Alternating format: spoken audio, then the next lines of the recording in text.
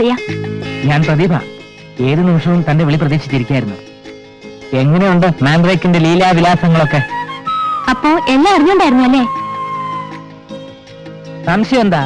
നിന്റെ തന്ത അലിയാസ് പാരപ്പിള്ള എന്ന എന്റെ ഭാവി അമ്മായിയപ്പൻ മൂക്കുകൊണ്ട് ഇക്ഷ ഇന്ത ഇന്ന ഇറ എന്ന് വരച്ച് ഒരു ദരിദ്രവാസിയായി മാറണം. എന്നാലേ അങ്ങനെ ശരിയാവൂ.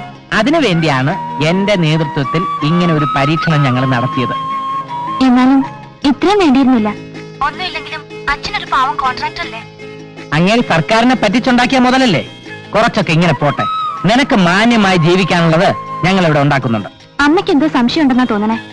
നമുക്കിട്ട് പാറ വെക്കുമെന്ന എന്റെ പേടി. അതൊന്നും പേടിക്കണ്ട, ആ കാര്യം ഞാൻ ഏറ്റു.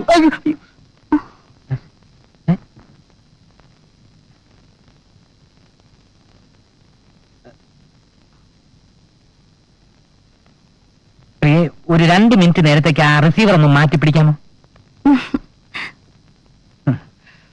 മാനം മര്യാദയായിട്ട് ആണുങ്ങളെ പ്രേമിക്കാൻ സമ്മതിക്കില്ലേ? ഫോൺ താഴെ വെക്കട കഴിവറി.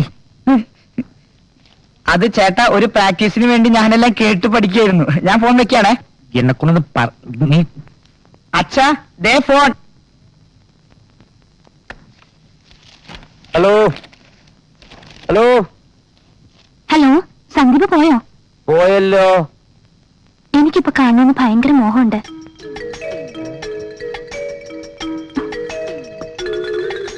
എന്നെയോ? എന്തിനാ കുട്ട ശബ്ദം മാറ്റി എന്നെ പറ്റിക്കണേ? 2 ചിറകുണ്ടായിരുന്നെങ്കിൽ ഇപ്പൊ പറന്നു വന്നേനെ. എന്നിട്ട്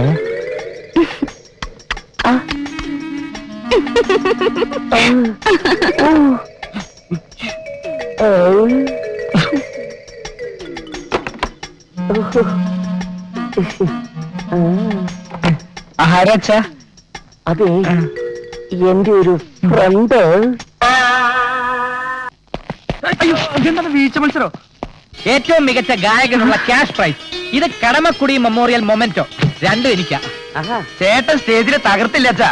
എടി, ഇവനുണ്ടല്ലോ ഭാവിയിലെ യേശുദാസ. ഇപ്പോഴെങ്കിലും ഇവനെ അംഗീകരിക്കാൻ തോന്നിയല്ലോ. എന്റെ മുത്തച്ഛന്റെ മുഴുവൻ സംഗീതം ഇവനാ കിട്ടിയിരിക്കുന്നേ. എന്റെ അച്ഛനും പാട്ട് പാടുമായിരുന്നു. മോനെ ഒന്ന് അഴിച്ചേ. എടി, ഏതായാലും മൊത്തത്തിൽ നമ്മുടെ സമയം ഒന്ന് മാറിയിട്ടുണ്ട്.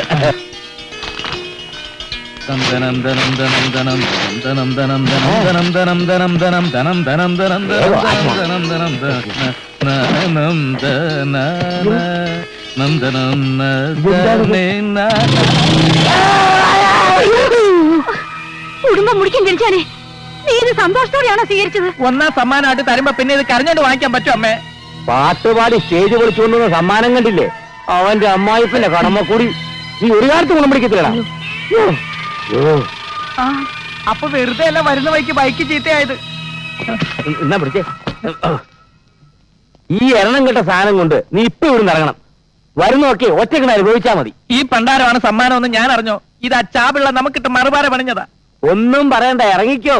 നിനക്ക് ചെലവിലുള്ള കാശ് മാസാമാസം ഞാൻ പെരുവഴിയിലേക്ക് അയച്ചു തന്നേക്കാം. പോടാ. അമ്മേ, അനിയ, അച്ഛൻ പറഞ്ഞത് കേട്ടില്ലേ? പോ. അയ്യോ, നിന്റെ അപ്പൂപ്പന്റെ ഒരു സംഗീത പാരമ്പര്യം. ഓടി ചെമ്പ് വിച്ചള പഴയ അലൂമിനിയം പാത്രങ്ങൾ കൊടുക്കാനുണ്ടോ? ഓടി ചെമ്പ് വിച്ചള പഴയ അലൂമിനിയം പാത്രങ്ങൾ കൊടുക്കാനുണ്ടോ? നീ വാ.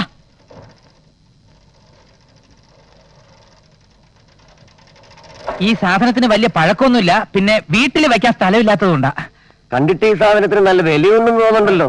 താനിതിന് വിലയൊന്നും തരണ്ട, സന്തോഷത്തോടെ ഇതങ്ങ് വാങ്ങിച്ചാൽ മതി. ഇതുപോലുള്ള പ്രതിമകൾ അച്ഛന്റെ വലിയ വീക്ക്നെസ്സാ.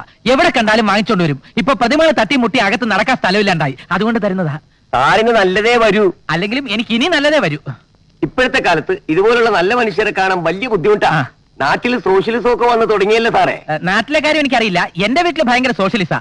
അതിരിക്കട്ടെ, സന്തോഷത്തോടെ തന്നെയല്ലേ ഇത് സ്വീകരിക്കുന്നത്? അതെന്താ സാർ അങ്ങനെ വെച്ചേ? സാറ് വിഷമിക്കണ്ട. ഓ, ഞാനിത് വളരെയധികം സന്തോഷത്തോടു കൂടി തന്നെയാണ് സ്വീകരിക്കുന്നത്. സാറിനെ എന്റെ ജീവിതത്തിൽ ഞാൻ ഒരിക്കലും മറക്കൂല. അയ്യോ, മറക്കണം. വെറുതെ എന്തിനാ എന്നെ ഓർത്തോണ്ടിരിക്കുന്നത്? എനിക്ക് ഈ കടപ്പാടൊന്നും ഇഷ്ടമല്ല. വേഗം പൊക്കോ, ഇല്ലെങ്കിൽ ഇപ്പൊ തുടങ്ങും. എന്ത് തുടങ്ങും? അയ്യോ, ഒന്നും പ്രത്യേകിച്ചൊന്നും ഇല്ല, എന്നാലും അറിയാം. ശരി.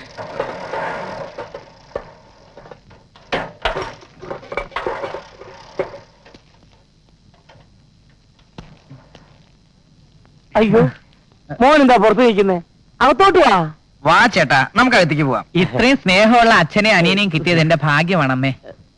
എന്താണ് നോക്കിയിരിക്കുന്നത്? കൊച്ചിനെ കഴിക്കാൻ കൊടുക്കടി. ഭാവിയിലെ യേശുദാസ് അല്ലേ? വാ, അകത്തോട്ട് കേറ് കേറ്. പാവം ആക്രി, അവനിന്ന് മാക്രി ആയത് തന്നെ.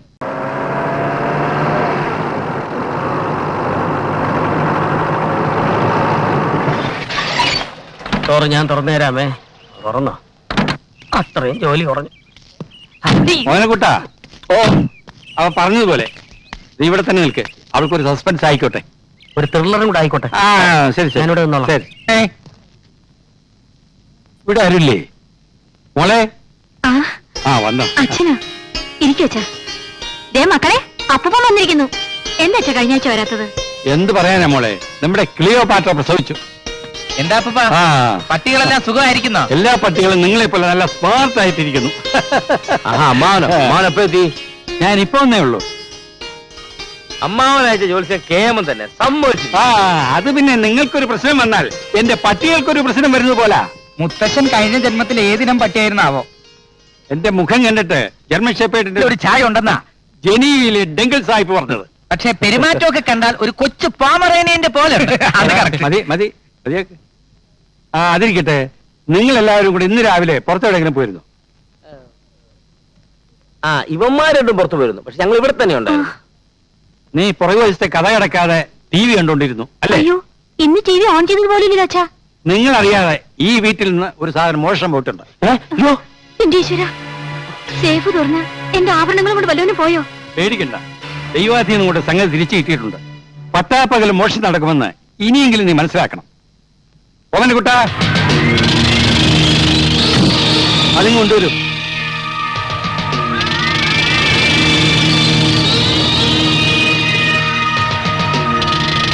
അയ്യോ എന്റെ അമ്മേ, ഇതാണോ? അയ്യോ.